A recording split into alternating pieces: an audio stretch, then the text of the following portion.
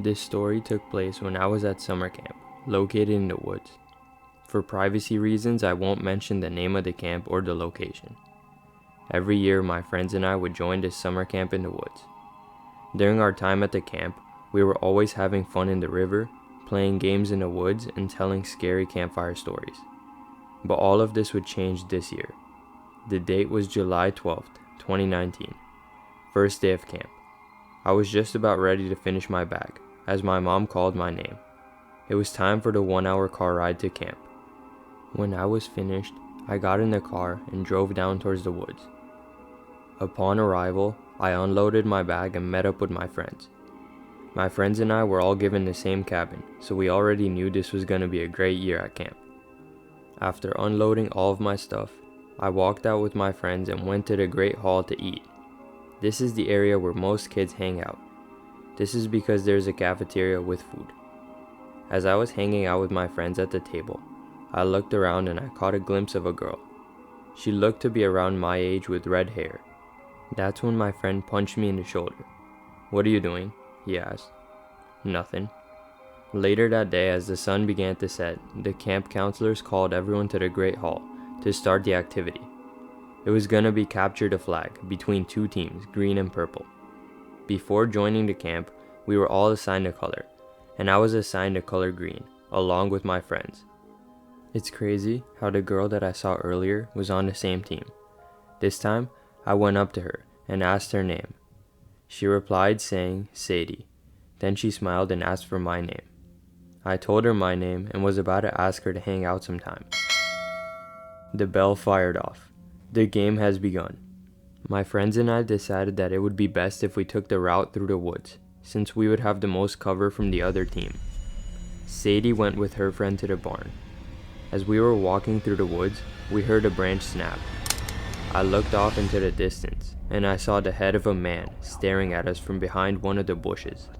I jumped back, startled, because the head looked like a corpse. Then, as I looked down, I saw a shirt with the color purple on it. Instantly, I knew it was the person from the other team, so I yelled at my friends to run, in order to not get caught.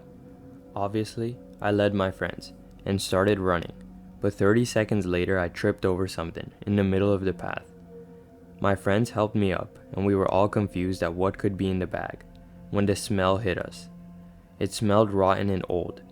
I gagged as my friends slowly opened the bag to see what was inside. It was the body of an animal. That pushed everything over the edge. I started to put two and two together, and realized that the person wearing the purple shirt was probably some random person, and he did not belong to the camp. I told my friends this, and together we went back to the Great Hall to let everyone else know about the strange man. This was when I realized that Sadie was still at the barn, as there was no way for her to know about the strange man. I rushed out the door and ran as fast as I could towards the barn. Once I reached the barn, I tried the door, but it was locked. "Who is it?" a voice from the other side answered. I recognized the voice to be Sadie's, so I responded, "It's me, Eddie." She immediately opened the door in a panic, letting me inside. What she told me next was horrifying. Sadie said that she was here with her friend at the barn when a random man from the other team walked in and threatened them. That's when her friend ran out the barn, and the man started chasing her. As Sadie was thanking me one more time for coming to save her, I looked at the barn window and saw the same strange man. Next thing I knew, I gestured towards Sadie to run out the barn, while I distract, and that's what we did. Luckily, she ran out the barn fast, and I didn't have to do much distracting, because after 30 seconds, I ran towards the Great Hall as well. From there, the cops arrived and arrested the strange man walking around camp. I then met up with my friends, while Sadie met up with her friend. I decided to go up to Sadie and ask for her number, in which she gave it to me. We make a good team. I looked up at her and said, yes we do. To this day, I still don't know the reason why the strange man was lurking around camp. If I remember this correctly, it was the morning of July 29th. The sun had just risen on a nice 63-degree day. My gear was all packed up and ready for the start of my hiking trip. The trail I was going to take was the Appalachian Trail. Of course, I was not going to complete the whole 6-month trip. My plan was to hike on a trail for 3 days and then return. Therefore, I would get the experience of hiking, but it would not ruin from my time at work. Anyways, upon leaving the house, I grabbed all of my belongings and I made my way to my car. Once there, I drove to the woods at the start of the trail and began my hike. At the beginning, I was passing lots of people left and right. This was enjoyable. I would always try and start conversations with as many people, but essentially, the further I got, the less people I saw. I got to a point where I was the only person on the trail for miles. Luckily, I had my headphones with me, and I was listening to some music that I downloaded off the internet to keep me busy. By nightfall, I had developed a plan. I was going to place my campsite slightly into the woods, off the trail. So that is what I did. As soon as the sun started to go down, I walked off the trail and started working on my tent. I quickly realized that I began working on the tent too late, as it was already dark. I began to panic when I realized that part of my tent was missing. There was no way for me to set up the tent without this one piece.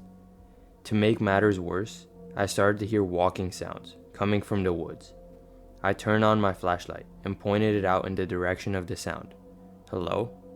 Anyone there? I waited a couple seconds, waiting for a response. The sound of walking through the leaves broke the silence. This time, it sounded closer to me. "Don't come any closer, I have a gun," I screamed. As I looked around with my flashlight, I still could not see anything. At this point, I decided my best option was to make a fire, in hopes that the animal or person would get scared and leave. Luckily, I had matches with me, so the fire was easy to start. Once the fire was finished, the sound seemed to stop, so I got back to working on the tent. Somehow, I found a stick on the floor that was able to support the weight of the tent. This allowed me to set the tent up. Once inside, my panic started to ease since I had a fire made and I felt a lot safer in the tent. But that all went away once I shined my flashlight outside to check one more time. What I saw scared the shit out of me. As I was shining my flashlight, I could see a person with a mask on staring at me from the bushes. I didn't even waste a second. I grabbed my backpack and started running out of the tent into the darkness of the woods. I had no idea where I was going, if I was on the right path, or if the man was chasing me, but frankly, I did not care. All I wanted was to escape from that guy. Somehow, as I was running, I ended up back on the Appalachian Trail, and I used that trail to hide behind a large rock formation. The rest of the night was a painful and restless night of hiding and paranoia.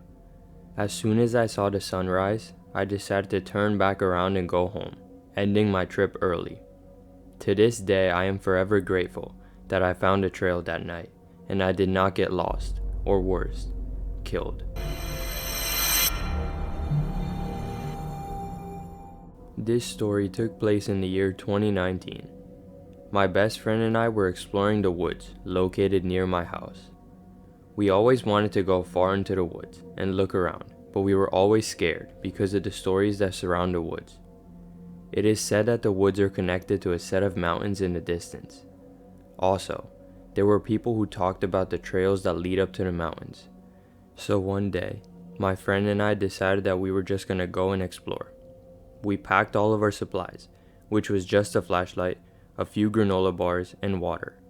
The cases of missing people in the woods and mountains are talked about all throughout our town. My friend and I never really believed them, as we always thought it was a cover-up for people to not go into the woods. Anyways, my friend and I decided to leave for the woods at around 6 p.m. We walked into the woods oblivious to the fact that the sun was setting and that it might get dangerous. At some point during our walk into the woods, I heard a whistle coming from somewhere in the woods. Now, normally this does not freak me out or anything, but to be honest, it was pretty dark out, and so the situation was just creepy. Anyways, I asked my friend if he heard the whistle, but his response scared me. "No, I didn't hear anything. Are you sure you heard a whistle?" This caught me off guard, as I knew for sure I just heard a whistle coming from the woods. At this point, I instantly told him that we need to leave the woods, and surprisingly, he agreed. The only problem is that as we turned around, we realized that we were lost in the woods at night. We had no idea which direction we had to take in order to get back home. In that exact moment, I heard a loud sound coming from the woods. It sounded like a firework, or maybe like a rock hitting against each other. None of us knew what to do, so I decided to just choose a direction away from the sound and start walking, so that we can try to get away from that sound. As my friend and I were both walking in the dark forest away from the sound, the whistling started again. This time, it sounded like it was coming from every single direction around us. I started to slightly panic, as I knew this was a bad situation to be in. I asked my friend what we should do. He responded with, "Let's just keep walking a little more, and see if we can get away from the sound." Now, keep in mind, we did not see anyone out here in these woods. After a bit of walking, the sound did not go away. It only got louder. So I came up with the great idea to stay up the whole night and walk out of the woods in the morning. For the rest of the night, my friend and I were in a small tent, surrounded by whistling sounds and fireworks sounds coming from all around us. But we made sure to both stay calm, and in the morning, we went back to the trail and walked home. To this day, I still don't know what was making those sounds in those woods.